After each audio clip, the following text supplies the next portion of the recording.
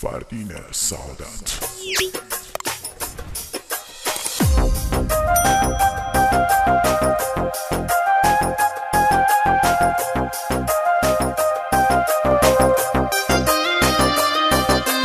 رفتی و بی تو دلم پر درده، پاییز قلبم ساکت و سرده.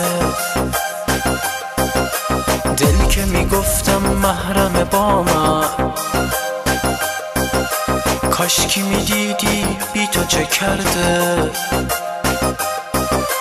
دیگه بشم پام صبح سپیدی، بی تو کبیری بی شامم من.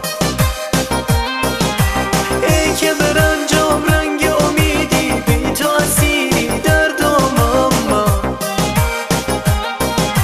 با تو به هر غم سنگ صبورم، بی تو شکسته تاج غرورم. با تو یه چشمه روشن،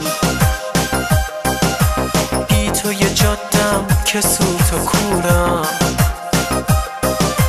دیگه بشم پام صبح سپیدی، بی تو کبیری بی شامم من.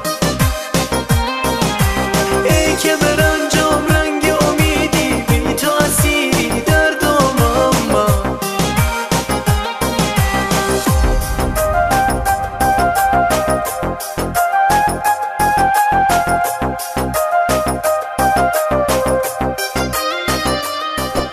چشمه اشکم بی تو سراب، خونه عشقم بی تو خراب. شادی بی تو مثل حباب، سایه آه نقش برا.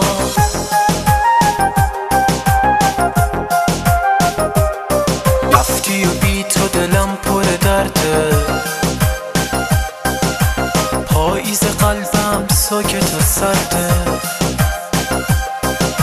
دل که میگفتم محرم با من، کاشکی میدیدی بی تو چه کرده. دیگه بشم پام صبح سپیدی، بی تو کبیری بی شامم من. ای که برنجام رنگ امیدی، بی تو اسیری در دامم من. چشمه اشکم بی تو سراب، خونه عشقم بی تو خراب. شادی بی تو مثل حباب، سایه آه نقش برا.